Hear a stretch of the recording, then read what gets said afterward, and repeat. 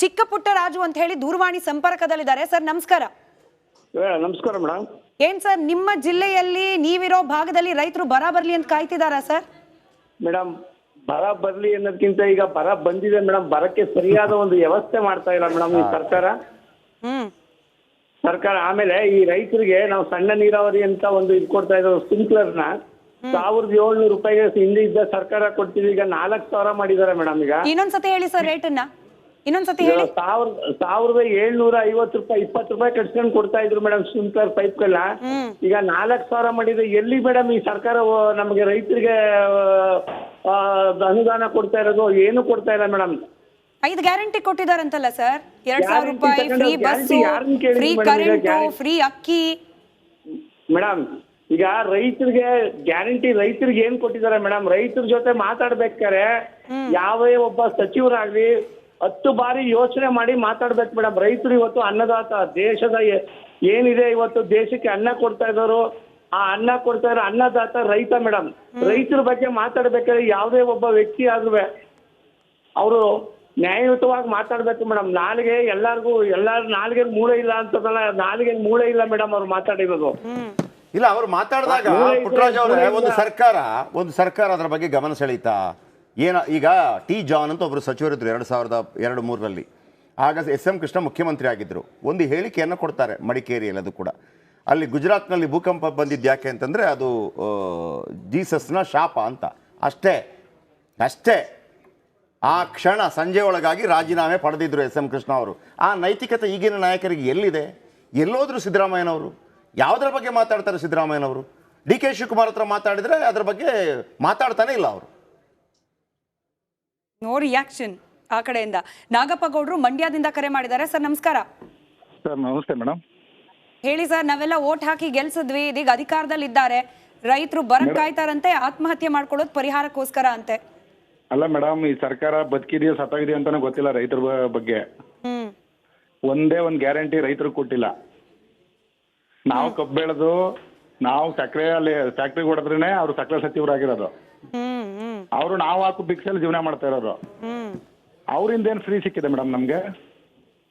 ಈ ರೈತರು ಯಾಕೆ ಇದರ ಬಗ್ಗೆ ಒಂದು ರಾಜ್ಯಾದ್ಯಂತ ಹೋರಾಟ ಮಾಡಬಾರ್ದು? ಒಂದು ಕರೆ ಅಂತ ಅಂದ್ಕೊಳ್ಳಿ, ಯಾಕೆ ಮಾಡಬಾರ್ದು? ಅವರ ರಾಜೀನಾಮೆ ಪಡೆಯೋ ತನಕ ಯಾಕೆ ಬಿಸಿ ಮುಟ್ಟಿಸಬಾರ್ದು ರೈತರು?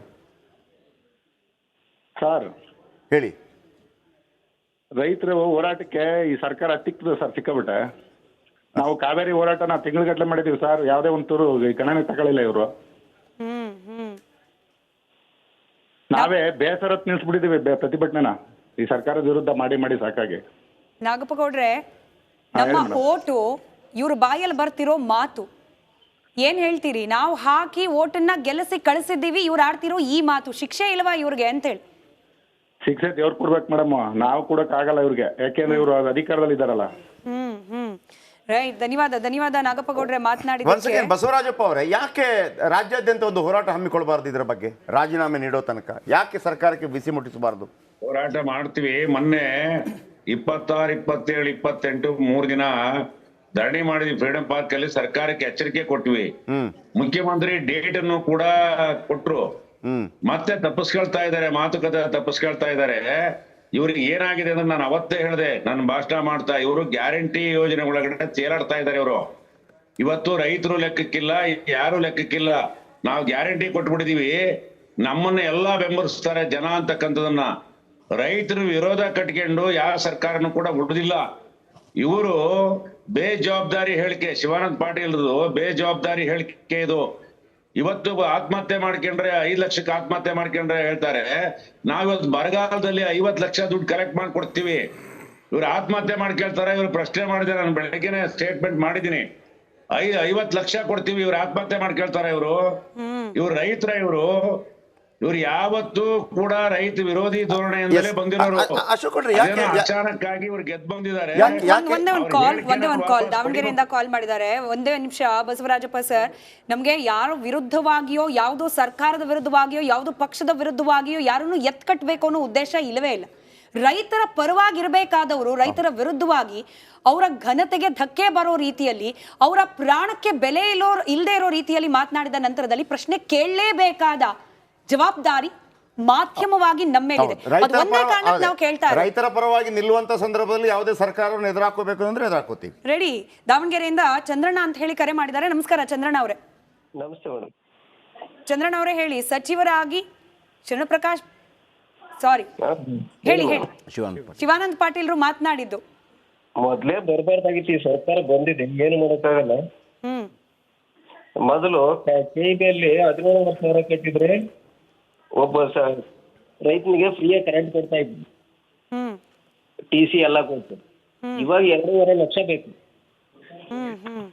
ಈ ಲೆಕ್ಕಕ್ಕೆ ತಂದಿದ್ದಾರೆ ಇವರು, ಫ್ರೀ ಅಂತ ಕೊಟ್ಟಲ್ಲ. ಅವಶ್ಯಕತೆ ಇಲ್ಲ, ಸರ್ಕಾರ ಬಂದಿದೆ. ಈಗ ರೈತರನ್ನ ಬಡವರನ್ನ ಹಿಂದಿದ್ದ ಸರ್ಕಾರ ಕಂಪ್ಲೀಟ್ ಆಗಿ ಮರ್ತು ಬಿಟ್ಟಿತ್ತು. ನಾವು ಬಂದಿದ್ದೀವಿ, ಇನ್ನು ಅಂತ್ಯೋದಯ ಅಂದ್ರೆ ಕಟ್ಟ ಕಡೆಯ ಗ್ರಾಮದಲ್ಲಿರುವ ಕಟ್ಟ ಕಡೆಯ ವ್ಯಕ್ತಿವರೆಗೂ ಕೂಡ ಎಲ್ಲರ ಬಗ್ಗೆ ನಾವು ಗಮನ ವಹಿಸ್ತೀವಿ, ಎಲ್ರಿಗೂ ಕೂಡ ಕಲ್ಯಾಣ ಯೋಜನೆಗಳನ್ನ ಕೊಡ್ತೀವಿ, ಫ್ರೀಯಾಗಿ ಎಲ್ಲ ಅನುಕೂಲ ಮಾಡ್ಕೊಡ್ತೀವಿ. ಅದ್ರಾಗೂ ಮೇಡಮ್ ಅಯೋಗ್ಯ ಮಂತ್ರಿಗಳಿದ್ರು ಇನ್ನೂ ಅಷ್ಟೇ ಅಯೋಗ್ಯನೇ. ಖಂಡಿತ. ಅಶೋಕ್, ಉಳಿಸಲೇಬಾರ್ದು.